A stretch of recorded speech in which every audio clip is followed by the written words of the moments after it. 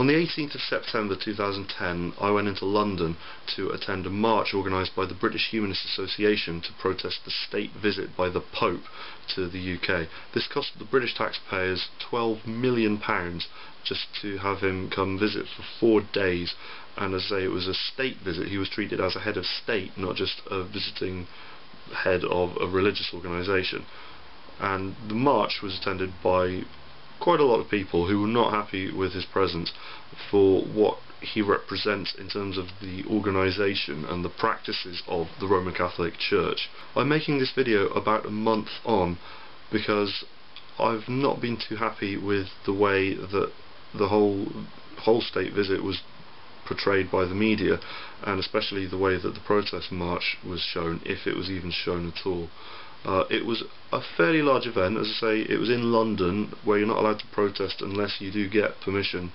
So the British Humanist Association had arranged for this to take place, meaning that we had streets barricaded, cordoned off to traffic, and there were police at various points along the route just to make sure that it all went peacefully. So it did cause a pretty big disruption to the city. Was noticed by quite a lot of people. It was a Saturday afternoon, it was quite busy, and the estimated attendance figures were apparently around the 2,000 mark. In reality, what we heard on the day and shortly thereafter, they estimate that there were around 20,000 people in attendance, and they had come from pretty far away. Some of them, myself and those that I went with, travelled over from the West Country. It took us quite a long time. The traffic could have been a lot better, but we made it, and along with various other people we stood up to be counted in showing our disagreement with the way that the Pope was being treated by our government, and I'm making this video to say how displeased I am with how he was treated by the media. Now, looking at the news and TV broadcasts at the time, the Pope was shown to be a very positive person to be visiting the country. He was afforded a great deal of respect and reverence. There were various interviews, snippets of people talking about him and how great it was for him to be visiting, what a wonderful person he is and all the great things that he does. And there was a lot of talk going on from him and other people, other religious people from the UK, Church of England even, just talking about faith and how important it is for him to be here to raise awareness of the importance of faith in society. That is a whole separate subject in terms of why faith is a good thing, why the belief in something without any actual verifiable reason is seen as something to respect or to even venerate. But a quick bit of additional photography to stick in here, because apparently my memory card ran out while I was filming before and I didn't realise and lost a bit of what I was saying.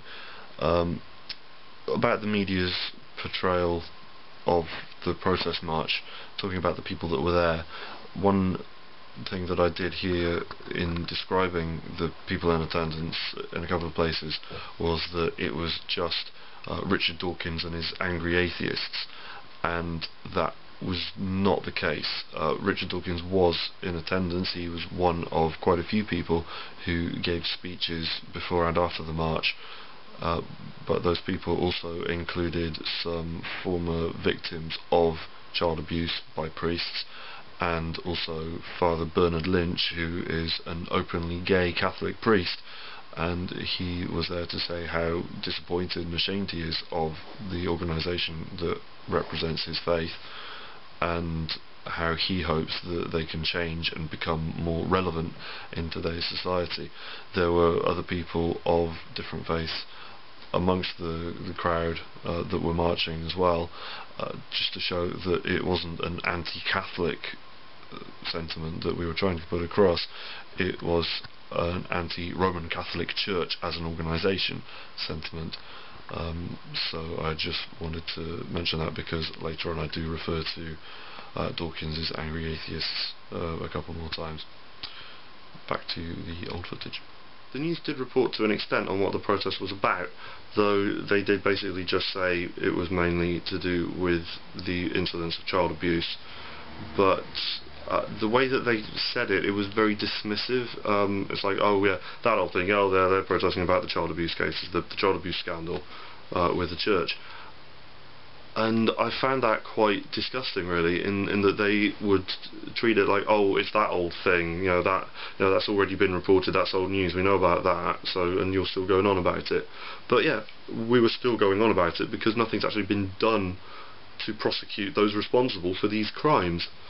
But those weren't the only issues that were being raised. There were people protesting about the Catholic Church's stance and influence and power over many people regarding women's reproductive rights, regarding gay rights, women's rights in general, treating people as inferior based on sexual preference or sex.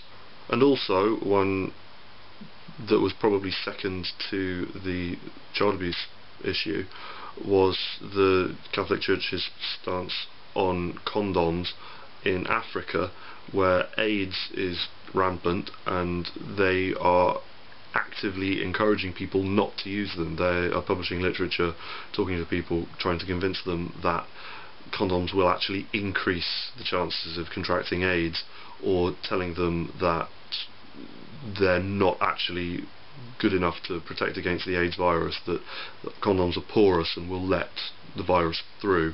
This was brought up in one of the speeches at the end by Ben Goldacre, who pointed at an inflated condom which was being bounced around above the crowd, showing that if condoms were porous, then you wouldn't really be able to inflate one and do that with it. I was proud to go to this march and be one of the people making up this large number that were protesting against these various reasons why we're not happy with the way that the Catholic Church is run. It certainly wasn't trying to attack Catholicism or faith. There were a couple of signs that I saw that were definitely atheist, basically talking about how God doesn't exist.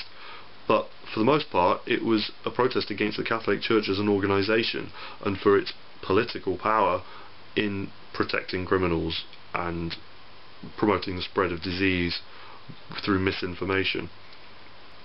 I hope that people in authority in the government who had to be aware of what we were doing were aware of these various disagreements we have with the way the Catholic Church is run, the reasons for the protest itself, and not just going along with the Dawkins and his angry atheists idea.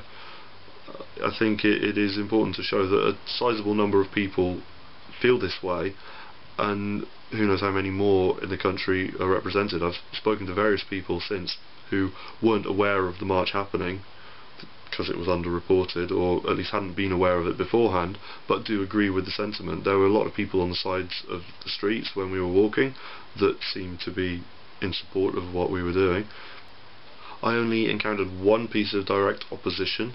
I was expecting there to be a few more counter-protests going on at the sides, but there wasn't anything. There was one rather flustered man who approached me quite quickly, briefly, pointed to the sign that I was holding and attempted to correct me, saying that I was wrong to use the word paedophiles and that I should have used the word pederast, and criticising me on my grammar, though he rushed off too quickly for me to be able to really say anything in response.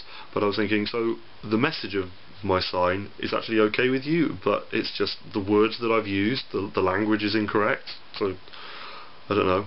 I found a video on YouTube that someone else had taken of this same guy where he was criticising someone else for what they were saying and just for the protest in general, and he did seem rather contradictory in that, where on one hand he's trying to get people to stop what they're saying and doing and saying that it's offensive, and then in the same breath he says that they're trying to take away his freedom of speech as a British Catholic. So I'll attempt to find that video again and put the link underneath, and you can make up your own minds.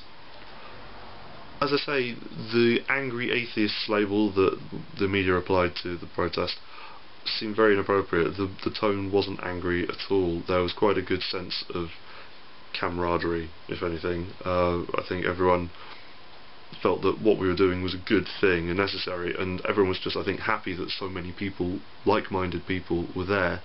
and joining in. I know that I had a very good time. I also managed to attend with and also meet there some like-minded people.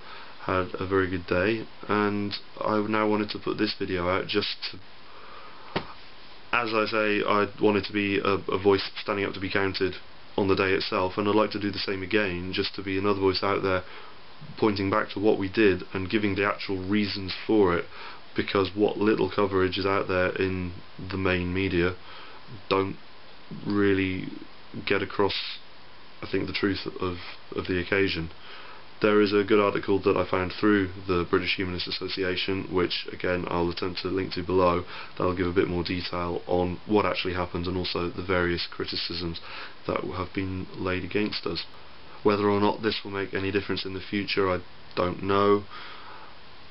I would imagine it'll be quite a long time before the Pope would have another state visit to this country anyway. If it does happen again in my lifetime, I'll be there again protesting, and hopefully one day all the various issues that prompted us to go there will be things that will be changed, although it's never going to happen if people don't stand up and speak out. This is a picture that was taken during the march by the British Humanist Association. That's me on the bottom of the picture to the left in a green t-shirt. My sign was a response to what the Pope said shortly after arriving in the UK, when he equated atheists or secularists with Nazis. So my sign reads, "Lecture atheists on morality some more, you paedophile sheltering AIDS monger." And just behind me there, in the black t-shirt, is YouTuber Widgetas, who was nice enough to drive me to London for this march. He's the one holding the sign saying "Protector of paedophiles everywhere." We are pretty sure that was an accusation directed at the Pope, not just a personal declaration on his part. And this picture is taken at the end of the day, after a lot of walking and carrying of signs and standing listening to the speeches. My sign was a whiteboard, so I changed it afterwards, so it now reads, "And now my arms are tired too. Thanks, Pope." And I'm here with a couple of YouTubers who I met for the first time on this day, standing next to Samakane, who has his sign "Nothing Says Faith Like an Armoured Car and a Security Detachment," and on the other side of him is the lovely Beware the Lizards 42, and her sign showing the difference between a good hat and a bad hat.